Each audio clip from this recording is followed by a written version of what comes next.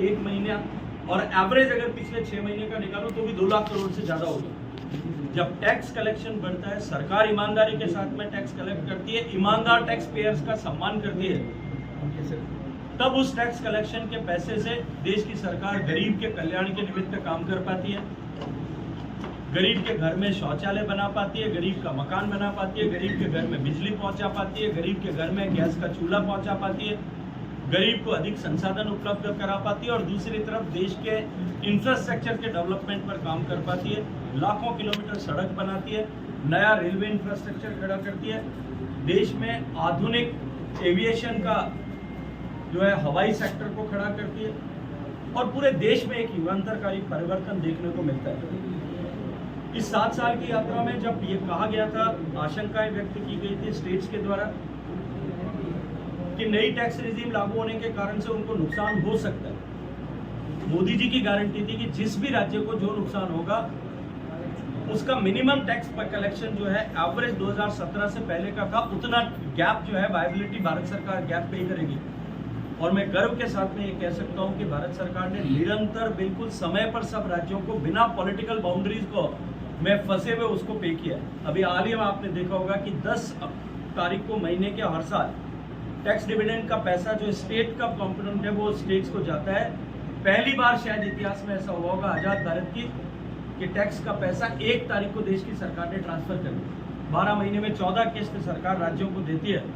वो अब की बार की किस्त जो है 2 बार किस्त देने के लिए एक बार 1 तारीख को ही वो किस्त दे देगी, क्योंकि टैक्स कलेक्शन बढ़ा है, देश की सरकार के पास संसाधनों की प्रचुरता हुई है, तो उसकी राहत जो है उपभोक्ता को मिलनी चाहिए। इस लक्ष्य को लेकर के माननीय प्रधानमंत्री जी के नेतृत्व में एक नया फैसला हुआ, टैक्स की स्लैब्स को बदला गया। अब केवल 18% और 5% 2 ही स्लैब रखी गई। जो भी टैक्स, जितनी भी उपभोक्ता के काम आने वाली वस्तुएं, हम सबके दैनंदिन उपयोग में आने वाली वस्तुएं, डे टू डे यूज में कंज्यूम होने वाली वस्तुएं, उन सब पर या तो टैक्स 0 कर दिया गया या 5% कर दिया गया। लाल किले के प्राचीर से जो माननीय प्रधानमंत्री जी ने देश को आह्वान करते हुए, देश को संबोधित करते हुए जो स्वतंत्रता दिवस के दिन बात कही थी कि अब की बार देश 2 दिवाली मनाएगा, हम सब ने देखा कि उपभोक्ता के असामान्य उपभोग की सारी वस्तुओं पर टैक्स कम हुआ और उसका परिणाम देख रहे हैं कि देश में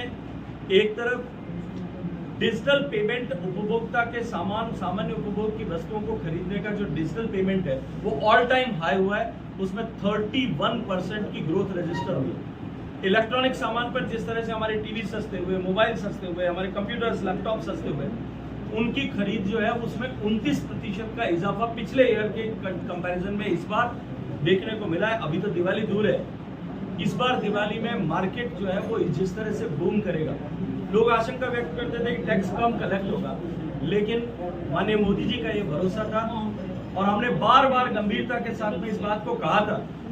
कि टैक्स कम करने से टैक्स कलेक्शन कम नहीं होता, ये हमारा कन्विक्शन है, टैक्स बढ़ेगा और अब की बार एक नया बेंचमार्क इसको लेकर के क्रिएट होगा।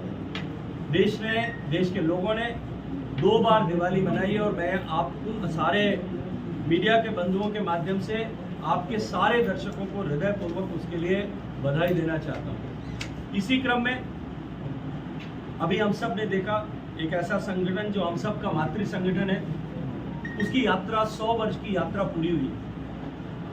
उसको लेकर के मेरे मंत्रालय ने माननीय प्रधानमंत्री जी के मार्गदर्शन में भारत सरकार ने जो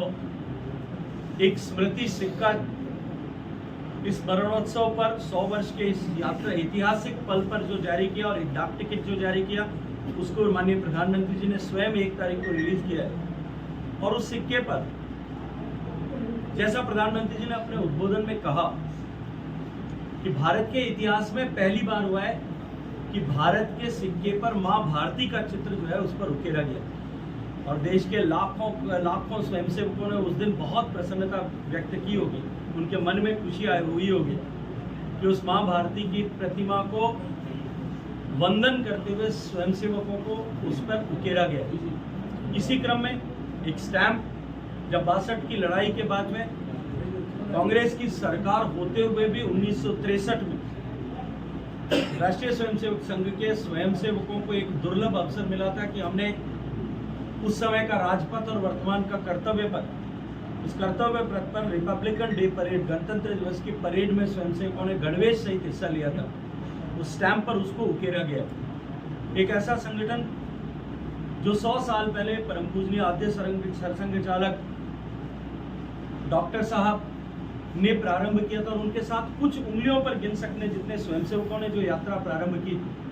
वो आज दुनिया का सबसे बड़ा संगठन बना है। और पूरे भारत में